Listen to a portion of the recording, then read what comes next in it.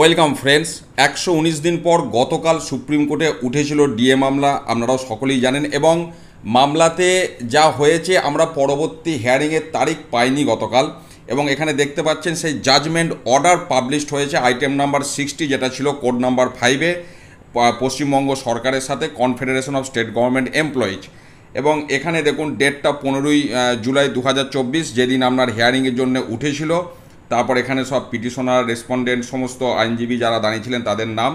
এবং যেটা বলা হচ্ছে যে হিয়ারিংয়ের ফর যেটা কোর্ট সিদ্ধান্ত নিয়েছে, অর্ডার যেটা, the matter would require hearing at length.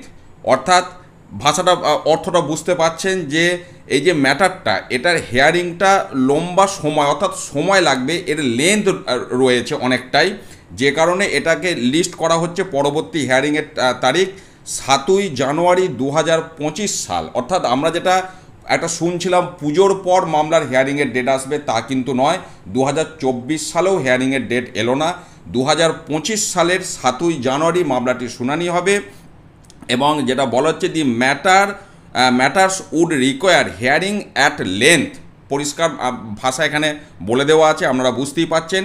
এবং এক্সটেন্সিভ কনসিডারেশনের বিষয় ছিল, গতকালও বলা হয়েছে যে এটা সময় লাগবে, সেই সময় লাগবের জন্যই বিষয়টাকে আবার একদম 7ই জানুয়ারি 2025 সালে পাঠিয়ে দেওয়া হলো। এটাই হচ্ছে আপনার ডিএ মামলার যে লাস্ট হিয়ারিং, তার জাজমেন্ট কপি আমি আপনাদের সাথে শেয়ার করলাম। ভালো থাকুন, সুস্থ থাকুন, ধন্যবাদ।